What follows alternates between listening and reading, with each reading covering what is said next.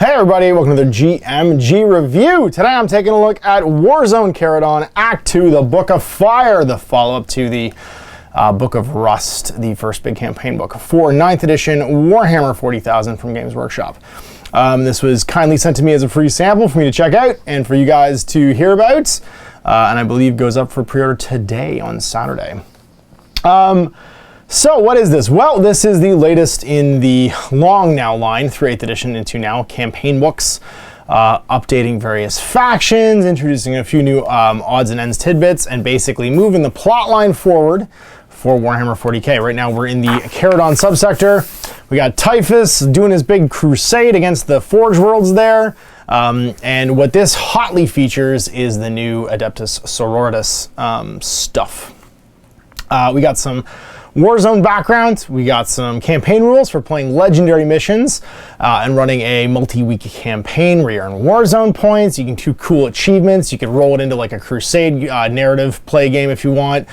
And generally, like, you know, if your local game store wants to do some linked 40k narrative stuff for like a big league, you get the rules for doing that. Much like in the Book of Rust, which I thought was cool back then and is cool in this as well. You're going to get some army rules. So these are for armies of renown. There's a Skitarii veteran cohort and the Disciples of Bellacor.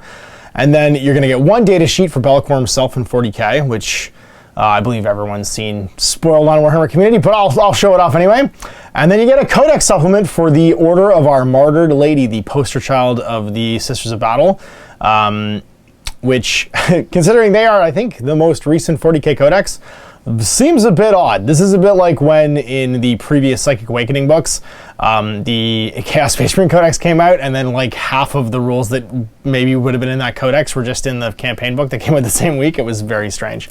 But if you're a big fan of the Order of a Martyred Lady, you get expanded rules for them in here as well. Then you get a big appendix. See this big thing right here, this Chaos Space Marine appendix, pages 80 to 112? That's all reprinted Psychic Awakening material. So yeah, if you wanted to get all the different Legion rules and Renegade rules from Psychic Awakening in a single book, they're all in here. So fully, that's a 120-page book. The third of it is reprinting those rules from Psychic Awakening. So if you don't have those books, they might all be out of print. I don't know which ones are in print and which ones aren't, obviously. I'm sure they're all available digitally at this point. But you didn't pick them up and you're a big Chaos Space Marine fan, but bam, they're right there for you. They're all in one shot. And then you get a few pages of Crusade rules. I think there's 6 pages of additional Crusade rules for requisitions, Crusade relics, insult to injury, and legendary titles. And those are all to be played in this campaign setting. So they're all basically, if you want to use the campaign, you could merge these two together and get additional rules for playing Crusade missions in this. So let's dive right in and take a look. As per usual, the first third of the book is all background. We get some expanded information about Morven Val, the High Lord of Terra, who's kind of the, how do you say, the unlikeliest High Lord of Terra. She was kind of put in as a puppet by like senior priests and clergy in the ecclesiarchy, and then you know, was actually just like, no, screw you guys, I'm gonna do what I want and be like a frontline leader, and you guys can't tell me what to do. And like rose, she's one of those like rose to the occasion leaders. We got additional stuff for Bellacor, what he's been doing in 40k. Moving him into 40k, he's always primarily been like a, like ever since Mordheim, he's been like a primarily sort of like shadowy demonic figure in like the fantasy sphere, but seeing what he's doing in 40k is kind of neat. And then generally just what's been going on with the Charadon subsector, including how it fits into like the larger Indomitus Crusade. So a lot of this is kind of stuff we already know, like the Indomitus Crusade. Hey, look, it's not just the Great Crusade, it's the last chance for survival for the human race, including Guilliman. It's nice art, but it's not really super new. But the stuff with the Charadon like timeline is all generally fairly new. So it's basically the next. It's funny because it's almost 400 years, 860 LRC to 1026 LRC. I don't know if that's years or days, maybe. I think maybe that's years or days. Sorry, not years. And then yes, the stuff on Morven Val and her Crusades of Faith. I do like this section because it kind of explains more that she was just like a Celestiant, who is like brought up basically. She was a Celestian Superior from the Order of the Argent Shroud, my favorite Sisters of Battle order, by the way. And yeah, she's all about like deeds, not words. And what's really interesting too is that there's a bit in here about her philosophy, about how her interpretation of death is that it's a release from. It's not a release from duty, or it's not the end of duty, it's a release from duty, and that you should not want to die because you don't want your duty to the Emperor to end. And then she doesn't squander human life like other like ecclesiarchy leaders do, because she thinks that everyone should continue to fight for as long as they can. And so like zealous, like throwing your life away basically to like be like a martyr or whatever isn't her thing. She's her whole idea is that like you need to continue to suffer and continue to fight for, you know, whatever your cause is as long as you can. And then what's really cool too is one of my favorite characters, Akarath Zed, who is from the Black Legion novels. He becomes a major figure in this book and shows up. He's part of the Black Legion, and he's a sorcerer, and he basically works with Abaddon on lots of his plots. And his jam right now is he's taken over an ocean world, and like it was really heavily defended, and Morvenn Val has to go and try and take it back. And that's a big part of what's in here, sort of like story-wise. And then as far as the Mechanicus is concerned, it's the battle for Metallica, for one of the biggest of the Forge Worlds in the universe, and then the aftermath of what's happening. So there's the forces. You can see we got the Indominus Crusade fleet, which is Battle Group Command. It's all Morvenn Val stuff. There's this really interesting, the Durham Court of Defiance, where there's just this weird coalition of all these different forces that kind of came and went, like these ad hoc forces. They gave it a name. The Defenders of Metallica, you don't really know who they are. And then the Invaders of Metallica, which is the Death Guard, Legio Morbidus, and the Traitors Militarum. And then Zed's Carnivores. And they're part of the Fenrir system conflict. And so Zed's Adamantine Beasts, which has lots of, so he does a lot of stuff with the demon engines and stuff too. They're kind of like, there's a part of the ocean planet they take over is this huge like manufacturing like fishing thing conglomerate, and all this bio waste that's taken over from like hunting the sea creatures crusts over into this giant scab, and he uses it to like breed demon engines and stuff because it's just full of like life force. There's a cool bit about that. And then all of the Disciples of Bellacor who are down here. So the equivalent of 16 armored fighting vehicles and 2 companies of Adeptus Astartes. And that's one of the legendary armies, is basically an army built around Bellacor. And then this is the bit about the Loyalist Alliance, that's just like the later stage like war where people just kind of came and went. And I like that they included this, just 2 pages, but it's basically like, if you have an army, they could have been there. Da-da-da. And I know that sounds weird, but it's kind of just permission to use whatever your army is and not feel bad about playing in a campaign book or playing in a store campaign that it is using this campaign. Because the Imperium's a big place and people just show up. And same with Servants of the Dark Gods. Like, bad guys can also just show up. All right, so let's jump into some rules. Campaign rules. What do we got? The Charadon of Flame campaign. Charadon of Flame campaign. That is a tongue twister. The different allies, different ways to play, how long the campaign should go, probably about 2 weeks depending upon the number of players. Total number of games is equal to the number of players in it. So like if you got 12 players, try and get 12 games in over 2 weeks for that many games. Just like it would be everybody playing roughly 2 games. So like if you had 12 players and you had 2 weeks to do 12 games, everybody would get to play 2. And then all the campaign phases, when you win, lose, draw, you earn points. So if you played a combat patrol and you played it, you get 1. If you drew it, you get 1. If you win it, you get 2. So everybody earns a point just for playing. And then like if you play a huge game, like a Strike Force game or an Onslaught game, you get 4 or 5 points for playing. And then winning the campaign, it goes in phases. The phase 1 missions are worth 1 strategic value. Phase 2 is worth 2, and phase 3 is worth 3. And once a third of the campaign ends, the campaign has reached its conclusion. Alliances have had victories in the various campaign phases, and these victories determine the overall winner of the Charadon of Flame campaign. Each campaign phase provides a strategic value to the alliance that was victorious during it, and the winner of the campaign is the alliance has the total. So like, if you win phase 1 but then lose phase 2, you could still win by winning phase 3, right? And vice versa. So you earn points basically on each one.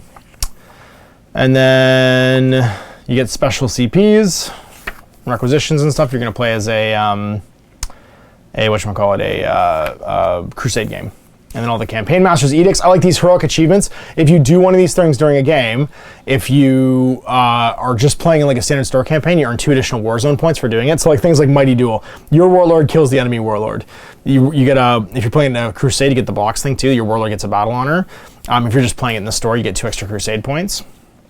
Fortune favors the brave. This heroic achievement is completed if an enemy unit is destroyed as a result of an attack made by a model in your army, and that's attack strength was half or less the enemy's unit's toughness. So like if a Garrote kills a Lehman Russ tank or whatever, you get that. And you get like select a model in your army that completed this heroic achievement. They get 5 experience points. It's just fun things like that. And then playing legendary missions, and these are all for different phases of the game. So basically, you'd probably want to organize each one of these at least once, right? And this one's all based on different stories from the course of the campaign. Phase 2-1, Return to Fathom. Phase 3, the Plaguebringer Offensive, which happens on Metallica. And they give you like a bespoke mission. So you'd play, if you played 6 games over like a 12-player event, then you'd play a game and then you each play one of these legendary missions as well. All right, and we're into army rules. So what do we got? Well, we got two armies renowned. Two armies renowned, yeah. The Skitarii Veteran Cohort and the Disciples of Bellacor. A Kodak Supplement for the Order of Our Martyred Lady, and then a data sheet for Bellacor. So the Army of Renown is a variant army list. These remind me a bit of, if you ever played 3rd edition Warhammer 40,000, they used to do what were called supplement codexes. So you'd have like Codex Space Marines, and then Codex Blood Angels would just piggyback on Codex Space Marines. A bit like the Codex Supplements did in 8th edition. I don't know why I went all the way back to 3rd when that was literally how the Space Marine codexes were in 8th edition. My brain just goes back that far. But that's basically what these are. They kind of mix and match various codexes to make like a new like limited or like themed roster. And you can do them as Crusade armies too. So the Skitarii Veteran Cohort. So restrictions. All units in your army must be Skitarii units with the following exceptions. You can include 1 Tech Priest Dominus, 1 Tech Priest Manipulus, 1 Tech Priest Engine Seer, and 1 Techno Archaeologist model. All units in your army must be drawn from the Saved Forge world. Each detachment in your army must include at least 1 Skitarii Marshal model, and your Warlord must be a Skitarii Marshal. So basically, you're Skitarii themed. Hooray! Welcome to the Belisarius army again. So think about that. Hooray! Iron Stradivarius Stalius says go! Benefits, all of them gain the Veteran Cohort keyword. If you have access to the Skitarii Veteran Cohort Warlord traits, relics, and strats. All of the Skitarii Rangers units in your army must be upgraded to Skitarii Veterans, and all the Skitarii Vanguard units must be Vanguard Veterans.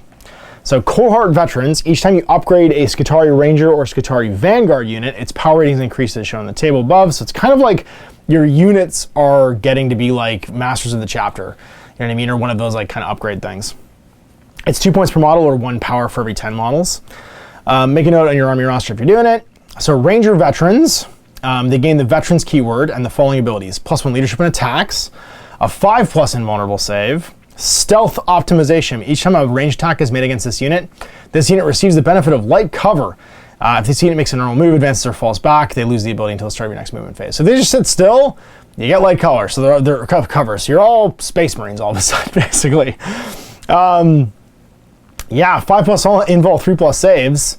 Why not? And then Vanguard Veterans, again, +1 leadership and attack, 5+ invul, and stealth skirmish optimization.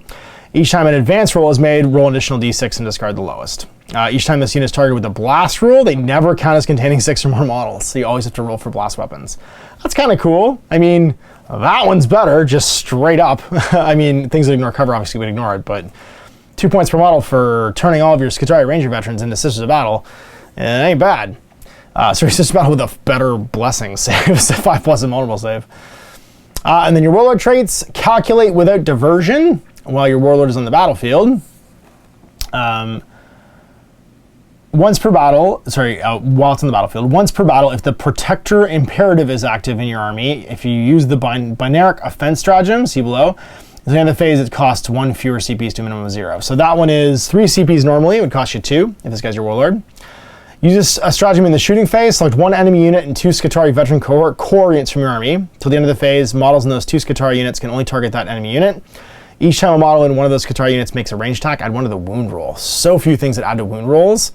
That's amazing. Because it's any enemy you target. So target a knight, target a big toughness, high thing with your strength 4 guns, and all of a sudden you're ripping into them on 4s instead of 5s. And it costs you 2 CPs to do it. Once per battle, if the Conquer Imperative is active for your army, you can use the Aggression Override stratagem for 1 less. And so basically, you can do each of these once for 1 cheaper.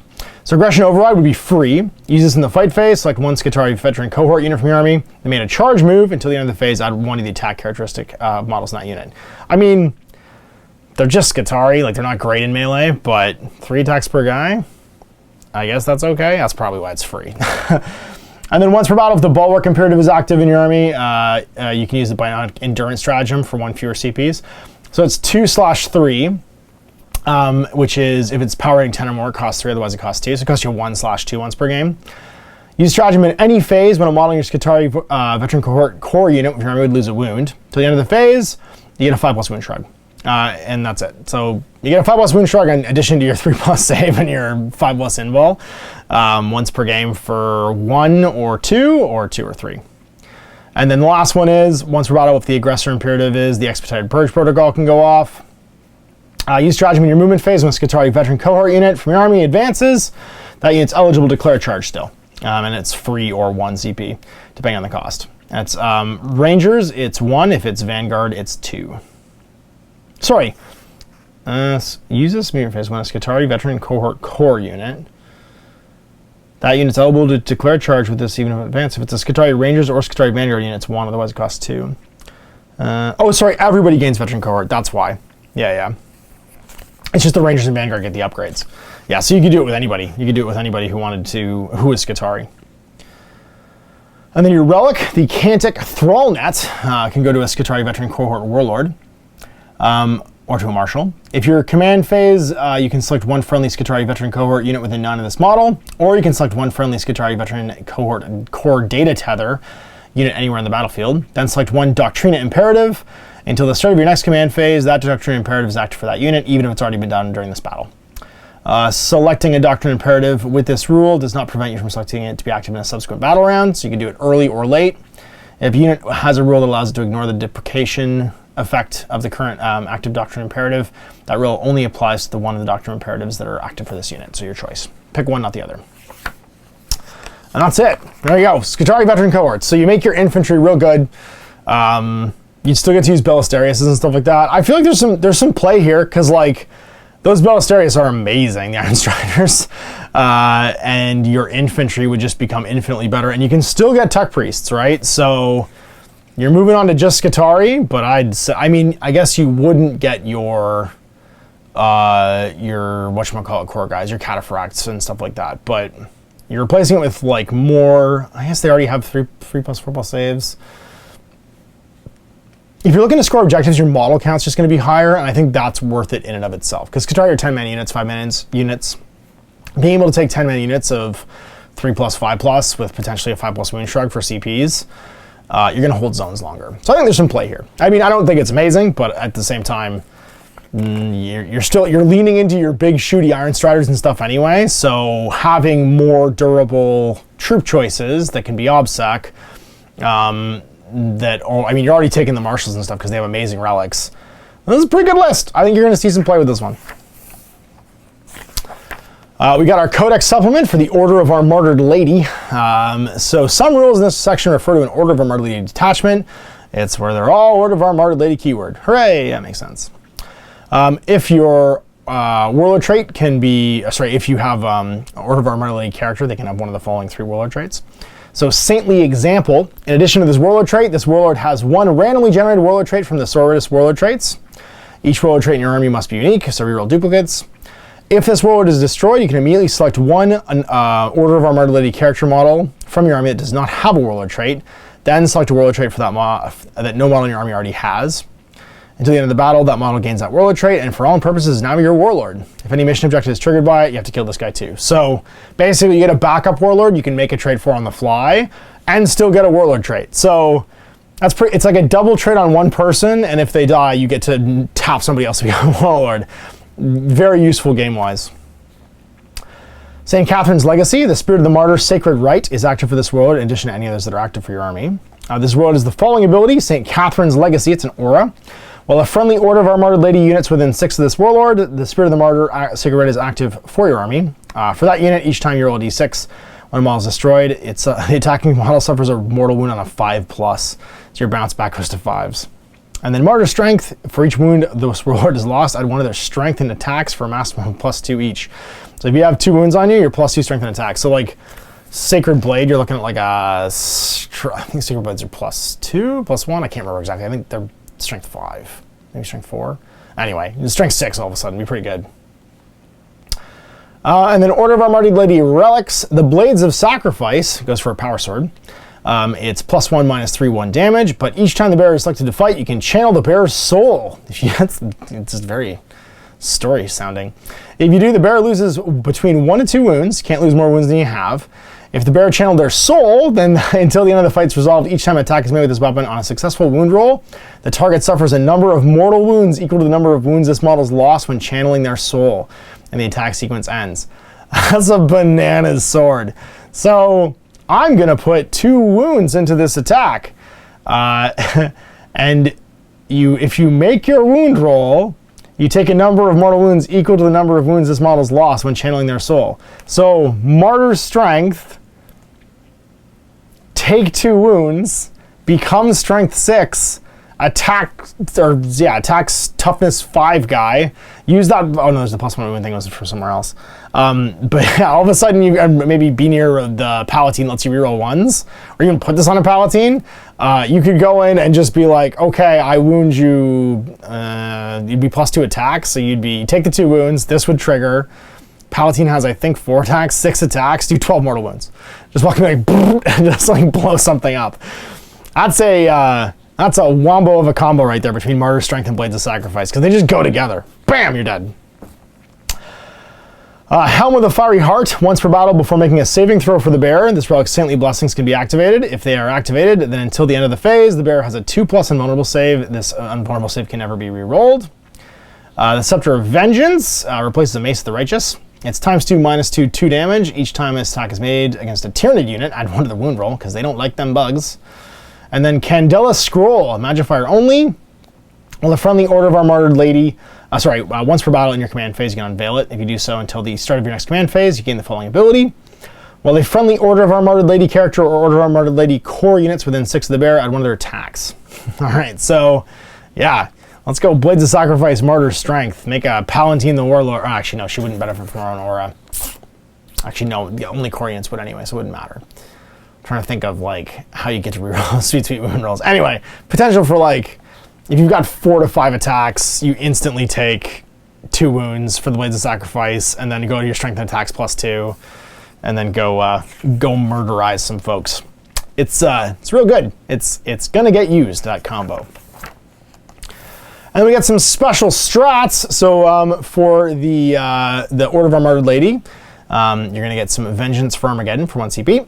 Using the fight phase, when they're selected to fight, until the end of the phase, each time a model in that unit makes a melee attack against an orc, reroll the hit roll. And hey, the Beast Sneggers are coming out soon. Maybe that'll be useful. Zealous Death Wish for 1 CP. Using the fight phase, when you're selected to fight, each time a model in that unit makes a melee attack against a unit that contained at least 5 more models in the attacker's unit, add 1 on the hit roll. For the purpose of this stratagem, vehicles count as 5 models. So, but then vehicles count as 5 models, but 1 model going against a vehicle would still be 4 models less than the 1 model it was fighting, so it wouldn't do it. Like that's kind of a pointless roll. Because it wouldn't be 5 more models, it would be 4 more models if it counted as 5. If it counted as 6 models, then 1 model fighting a vehicle would get the bonus. Anyway, again, maybe useful against orcs. Or swarms, Tyranids and stuff. Pious Machine Spirit for 1 CP. Using your command phase, select 1 Order of our Martyred Lady vehicle model from your army that has a wound characteristic of 10 or more. Until the start of your next command phase, you got full wounds remaining for the purpose of your profile. Rejoice the Fallen, 2 CPs. Use at the end of your opponent's shooting phase. Select 1 Order of our Martyred Lady unit from your army that's not below half strength at the start of the phase, but now is, and they can shoot. So, yeah, get some Bolter people in your multi-melta squad, and then lose a few and get a free round of shooting. Martyr's Pyre for 1 CP. Using your shooting phase, select 1 Order of our Martyred Lady infantry unit from your army. It's within engagement range of 1 or more enemy units. Until the end of the phase, the type of all flame weapons is changed to pistol. So your heavy flamers become pistols. After that unit's resolved its attacks, roll a d6 for each model in the unit that fired a flame weapon. For each roll of a 1, one of those models can shoot again with its flame weapon, but after the second shot, it's destroyed. So you blow up, basically. That's pretty cool, though. Death before Disgrace, 1 CP. Use stratagem at the start of your movement phase. Select 1 Order of our Martyred Lady infantry or Paragon Warsuit unit from your army. Until the start of your next movement phase, they cannot fall back, but they have Obsec. That's pretty cool. Obsec Paragon Warsuits. A Martyr's Duty for 1 CP. Use a stratagem in any phase when a unit from your army is selected as the target of an attack. Until the end of the phase, each time a model in that unit is destroyed, roll a dice. On a 4+, do not remove them from play. It can, after the model is finished making its attacks, either shoot with one of its ranged weapons or attack with one of its melee weapons as if it was a fight phase. When resolving these attacks, your model is considered to have 1 wound remaining. If the Spirit of the Martyr Sacred Rite is active for your army, or for that unit, resolve these attacks before resolving the Sacred Rite's effects. After resolving those attacks, the destroyed model is then removed. And then Exemplar of the Order for 1 CP. Use it after nominating a Order of Our Martyred Lady model, excluding named characters, to be your Warlord. They get an additional Warlord trait. This must be from the Order of Our Martyred Lady Warlord traits table. Each Warlord trait must be unique. And you can only use this once. So that's kind of cool. So you could go, haha, Martyr's Strength, and Saintly Example, or Martyr's Strength and St. Catherine's Legacy, or Saintly Example and something else and Martyr's Strength. That's bonkers. It's a lot of Warlord traits. And hey, look at the cool paint jobs for the Order of Our Martyred Lady. All right, here he is, Big B. 18 power. There's lots of points. He's 360 points for 1 model. He's got some pretty cool stats, but some of them degrade. So obviously his movement goes from 12 to 6, the bottom bracket, strength from 8 to 6, attacks from 6 to 4. Everything else is the same. Weapon skill 2+ plus skill 2+, strength 8, toughness 7, 16 wounds, 6 attacks, leadership 9, 6+ save. I mean, he is not even wearing pants. He's like a pantsless dragon dinosaur. And then he's got the Blade of Shadows. It does 2 different types of attacks, a sweeping strike or a piercing strike. It's melee, user -3, 1 damage, but 2 attacks instead of 1, so he goes to 12 attacks if he's just going to use it at strength 8, -3, 1 damage for fighting hordes. Piercing strike, though, 6 attacks, strength 12, -4, D3 +3, and no invuls if he tries to pierce with you. So, yeah, that's gonna wreck a Terminator squad's day right there. What do? Oh, I just delete Terminators. I just delete, I don't know, your Archon. Hey, 2+ invul. And just like touches him to death. So, hey, Swarmlord. Hey, Swarmlord, come here. Just explodes him. Yeah, a lot of guys are just going to die against this. Even Bobby G will probably just explode. Immortal Vigor, model is a 4+ invul. You're -1 to hit with ranged attacks. Sorry, -1 to wound with ranged attacks. Shadow Form, each time an attack's made, you're -1 to hit. And your opponent cannot reroll the hit, ever. First chosen, you gotta be the Warlord, because he does not share power. And then Lord of Torment, it's an aura.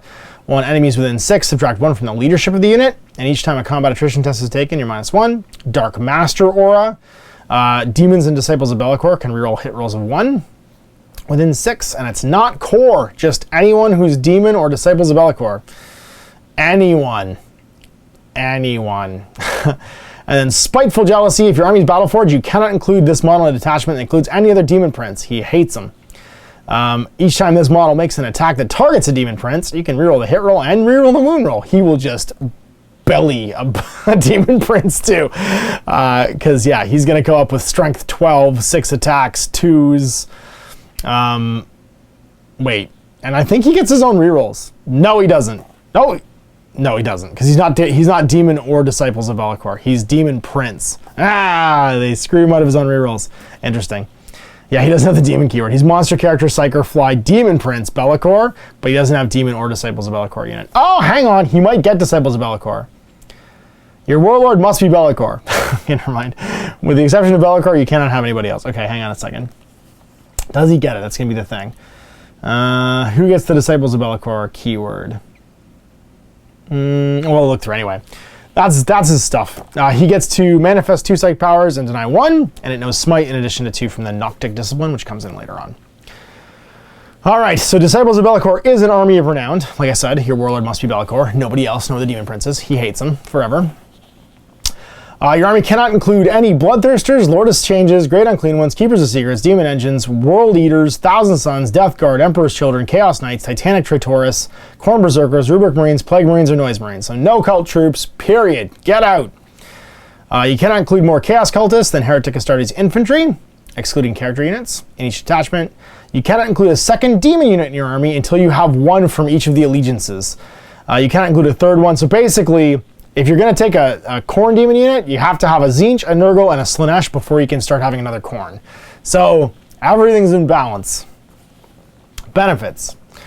And sorry, these restrictions also apply to any units that can be added to your army using demonic rituals. So you can't bring in any more demons. You have to bring in one of each, basically. Benefits, all units in your army, excluding unaligned and building units, gain the Disciples of Bellacor keyword. Okay, cool, so he does get it. So he does reroll his own ones. Yeah, that's what I figured. He just doesn't have it on here, because you could take him somewhere else, I guess. All units from your army with the Heretic Astartes faction keyword gain the Legion Disciples keyword, so they don't gain a Legion instead. All units in your army with the Chaos Demon faction keyword gain Demonic Disciples keyword. All troops in your army gain OBSEC.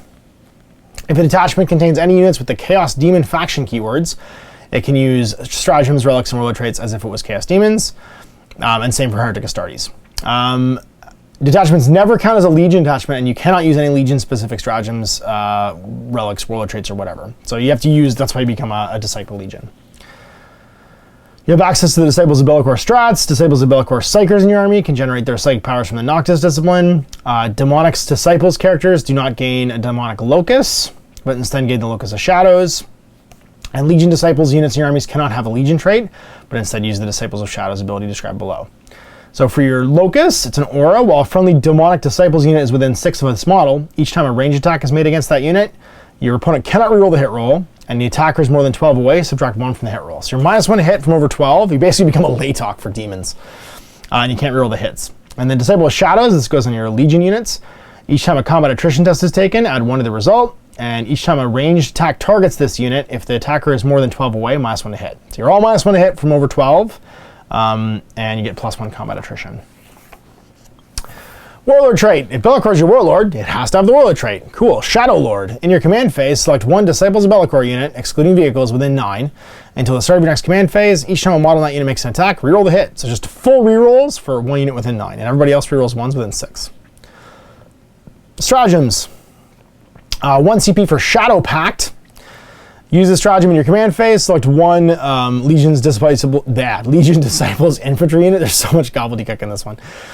For your army that has not dedicated itself to a specific dark god, and select 1 of the pacts below until the start of the next command phase. The unit has that pact. So basically, you don't get cult troops that are part of like a different, like you don't get Khorne troops or Tzeentch troops or whatever. But you just make pacts on the fly for 1 CP.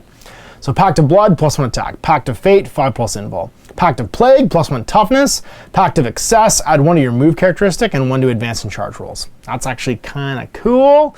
But you have to use it in the command phase, so it has to be like, you can't use it on Deep Strikers because it'd have to be, it's already on the table. And then Demonic Boon for 1 CP. Use a stratagem at the start of the fight phase. When a Legion Disciples unit, excluding vehicles from your army, it's within 6 of a friendly Demonic Disciples unit selected to fight. So basically, demons standing next to Chaos Space Marines. Until the end of the phase, I'd want a strength characteristic for models that use the Legion Disciple unit. Each time a model in that unit makes a melee attack and a modified 6 automatically wounds.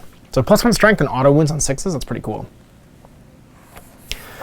The Legions of Shade for 1 CP. Use a stratagem at the start of your movement phase or at the start of your charge phase. Select a Disciple unit in your army. Until the end of the phase, models in that unit can move horizontally through enemy models. Ha! Ha ha! So you can't block. That's pretty good. No bubble wrap. And remember, Bellacor could use that himself. Although I think he flies, actually. Hang on. I think he just flies. It probably doesn't matter. He does not. Hang on.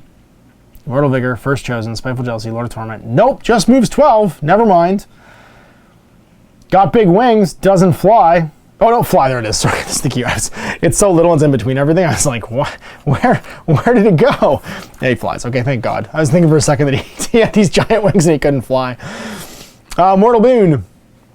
Use a stratagem at the start of your movement morale phase. Select 1 Demonic Disciples unit from your army that's within 6 of a friendly Legion Disciples unit. So basically the backwards of the Legions of Shade. Until the end of that phase, each time a Demonic Disciples unit makes a morale test, it's automatically passed, and you count as having passed with an unmodified roll of a 1. So you just stick around. Draught of Terror for 1 CP. Use it in the start of the morale phase. Select a Demonic Disciples unit from your army. Till the end of the phase, they gain the following aura ability. Aura 6 inches, while the enemy is within 6 inches of each of this unit each time a model flees. If any models in that unit have lost any wounds, 1 model in this unit regains a wound. If no models in that unit have lost any wounds, but it's not starting strength, 1 of this unit's destroyed models is added back to the unit with 1 wound remaining. So like, multi-wound models can come back, and then they go and they suck back wounds. That's going to be really cool against like low leadership, like multi-fleeing army like guard or something like that, take 4 or 5 casualties, lose 4 or 5 guys from a morale check. That could be really neat. And then Blessings of Bellacor for 2 CPs. Use stratagem in any phase when a saving throw is made for a Disciples of Bellacor model in your army against an attack that's failed. The damage characteristic is reduced to 0. You cannot use a stratagem if Bellacor is not on the battlefield. So, yeah. So for 2 CPs, you fail a thing, it's super high damage, it's damage 0 for 2 CPs. Oh my god, Bellacor. I mean, obviously the army leans on him incredibly, and he's a 360-point piece, but he's quite the 360-point piece. He only has a 4+ invul, but he's -1 hit almost all the time. He can reduce for 2 CPs, he can just reduce an attack to 0 if he gets hit by a high damage attack. He can heal with Draught of Terror and just get wounds back when guys flee, and guys are -1 to combat attrition tests when they flee. So, not bad. All right, the Noctic Discipline. So 6 psychic powers just for his army, and if you're going to use them, you got to use these ones. And if every unit in your army is Disciples of Bellacor, then you can generate from this table. And then you got Shroud Step, which casts on a 6. Select a friendly Disciples unit with an 18. Take them off the battlefield, stick them anywhere you want. If they didn't move in the movement phase, they don't. They just kind of haven't made a normal move, so they can still charge. Wreathed in Shade. And remember, Pact of Excess, add 1 of the move characteristic and +1 advance in charges. So you get hard 8 a charge for Shroud Step. Wreathed in Shades, cast on 7, select 1 friendly Disciples of Bellacor unit, excluding monsters and vehicles, within 12. Invisible until the start of your next psychic phase. You can only shoot them, or the enemy can only shoot them if they're the closest eligible target or within 12. Paul of Despair has a warp charge of 7. Select an enemy unit with an 18 invisible, roll 3d6, and if it's greater than leadership, they either lose an aura until the start of your next psychic phase, they can't perform actions and anyone they're doing fails, or until the next start of your next psychic phase. In the fight phase, they can't fight until everyone else in your army is already gone. So, not bad. Void Slivers, Witchfire, cast on 5. If manifested, select 1 enemy unit or enemy model that's within 12 inches invisible to the Psyker. Draw a line between any part of the Psyker's base and any part of the selected model's base. The selected model's unit suffers a mortal wound. If it contains 11 or more models, takes D3. And every other enemy unit with the line passes through takes a mortal wound, or if there's 11 or more models, D3. So kind of like the Salamander psych power. Penumbral Curse, Malediction, cast on 7, select an enemy with an 18, and then until the start of your next psych phase, each time a model in that unit makes a melee attack, subtract 1 from the attack's wound roll, and reduce its AP by 1. Betraying Shades, Witchfire, cast on 6, select an enemy model with an 18 invisible, select up to 6 models in that unit and add together the unmodified attack characteristic of those models, and then roll a number of d6 equal to the total. For example, if 5 of the selected models had an attack characteristic of 2, and 1 had an attack of 3, you'd roll 13d6. If the result of the psych test was 11 or more, add 1 to each dice roll, and for each roll of a 6+, the unit suffers 1 mortal wound. Oh my god. You basically have them turn on themselves. So like, imagine some of these, obviously it doesn't take weapons, just the characteristics. So like, some armies though have bananas high attack characteristics. Like there's certain units like, I'm just trying to think like Gene Stealers. Like there's a few that like, you just be rolling buckets of dice. Like each model would be a D6, like 3 or 4 D6, fishing for 6s. And those are some 1 wound units too. You could blow some stuff up. And if you roll 11 or more for the psych test, it's on a 5. Kind of neat. And that's it for Bellacor. I mean, so you're talking about you're having access to Chaos Space Marines, Cultists, like 1 of each type of demon unit, basically, if you want to take them, but no greater demons. Like 1 of each god, basically. And then Bellacor himself. And he's a pretty cool killing piece. I mean, it's a gimmick army and it leans into Bellacor, but there's certain armies I think that would really struggle against this army. Like, I don't know what Knights would do against Bellacor. I think he would just dumpster them. Because like if they got a good hit on him, he'd just reduce it to 0 and he would just walk around killing them. And there's certain pieces that he just goes over and goes, you're dead. Because they don't get invulnerable saves. So he's an interesting piece. And then we're into the Chaos Space Marine stuff. And that's like, it literally says, the only things that are different in here are that the FAQs that are currently in print are applied. And that's it. So there's no need to go through all this because it's already in print, which means if you have the 40K app and it includes all the Psychic Awakening stuff, because it does for free, then just go look at it. If you're subscribed to the 40K app, this stuff already exists. This is all the free stuff from the app from Psychic Awakening, just reprinted. And it literally just says, this is not new. And then we got this last little couple pages, 4 pages of Crusade stuff.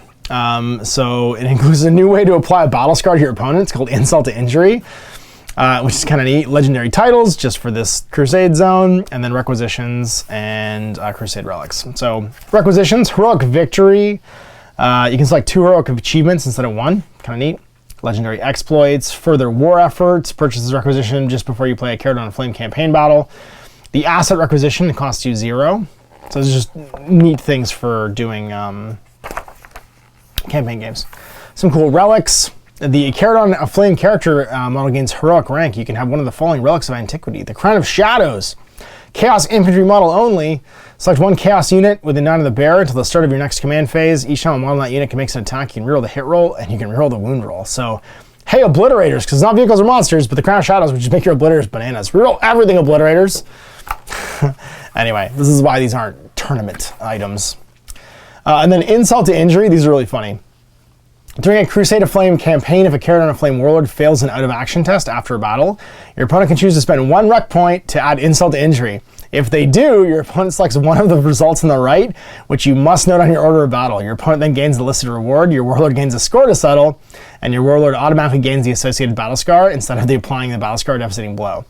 Your Warlord will gain the battle scar even if it already has 6 battle scars.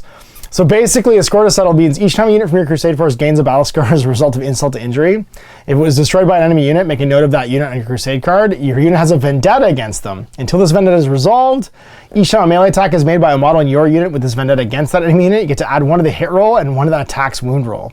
If a unit with this vendetta ever destroys that enemy unit, you immediately gain 5 experience points and you get to erase this scar. That's really funny. It doesn't affect your Crusade points either. So Grievous Wound, the victor's reward. The unit destroyed this warlord gets 5 bonus experience. Loser's battle scar, subtract 1 from strength and attacks. And then recovery condition increases unit's battle survival tally by 3 or more. So you can settle the score or you can just recover from it naturally. Because if you don't play somebody, you want to be able to recover from it too. Disgraceful Defeat, get D3 additional Warzone points. A loser's battle scar. If this unit's included in a Crusade army, roll 1d6 each time you gain a command point as a result of the Battleforge CP bonus. On a 1 or 2, it's lost. And then when battles 1 tally by 3 or more. Opportunistic Raid, victor's reward, gain D3 plus 1 additional rec points, and then loser's battle scar. While this model's in your Crusade force, roll a D6 each time you get a requisition point. On 1 or 2, it's lost. And then recovery condition, purchase the following requisition, rebuild supply lines for 2. They're just fun and funny. Some legendary titles that are all based on the stories in the book. So Servant of Shadows, Traveler's Vector for like your Plague Marines, the Lord of Alemax, the Chromede Raid. And that's it. Glossary terms. And I remember to cover up the thing. Hey, there we go. The Book of Fire, Warzone Charadon. I mean, again, I've said this about the last Book of Rust as well. These are great if you really love the 40K story and you want to collect them all. I feel like they're collectibles at this point. They do a little bit of expansion, a couple armies rules. They're a great fun way for a store to run an event. I think these are a great store thing. Like if you guys have a gaming group, I would say this is the kind of thing you buy like 1 copy of your gaming group and you all run the campaign. Or your gaming store, you know, you go buy one, you run it in your gaming store. Unless you play Chaos Space Marines and don't have any of the previous books, but again, all those rules are in the app right now if you subscribe to it. Or you play Order of Armored Lady, or you play or want to play the Bellacor army or the Mechanicus army in here. There's not a ton of meat in these gym mats, I guess is what I would say. It's a fun expansion. It doesn't have a ton in it apart from I think the story is the meatiest part because it's a lot of reprinted stuff from Psychic Awakening. So personally, I would probably have passed on this if I was just looking at my local gaming store. But I think that if you're excited about those armies, probably it's for you. And again, if you really want to if you want to stop lugging around a bunch of Chaos Space Marine books, it's 1 copy a book to have all that stuff in one place. So as far as it being for everybody, the Crusade stuff, maybe, but your gaming group can probably get away with having one copy, or just the campaign runner can get away with having one copy. And it's probably pretty tailored for the armies in general, or in specific sort of like that it's tailored to. So some Sisters players, some Mechanicus players, some Chaos players that want to run the Bellacor army, or people that bought Bellacor and want to play with it. And then anybody that missed out on 8th edition Chaos Space Marine campaign books. There it is. So anyway, big thanks for watching. We'll see you for more GMG reviews in the future. Here's our look at Warzone Charadon, Act 2, Book of Fire. Thanks for GW sending along the free sample for us to check out. Till next time, I'm Ash. Happy Wargaming. I hope you enjoyed that video. If you want to support the channel, of course, like and subscribe and hit the little bell below so you get notifications when I post future content. I do post stuff 7 days a week. If you want to support the channel further, you can, of course, buy a t-shirt through Spreadshirts, buy a measuring gauge or objective markers from Desperate Designs, or, of course, most importantly, there is Patreon. Patreon is what makes all this possible, keeps the lights on, pays for the studio costs, pays for the equipment, model costs, and everything else, and most importantly, puts food in my kids' bellies and a roof over their heads. Big thanks to everyone, past, future, who supported me. I do this stuff because of you guys, and of course, I will continue doing it as long as I can.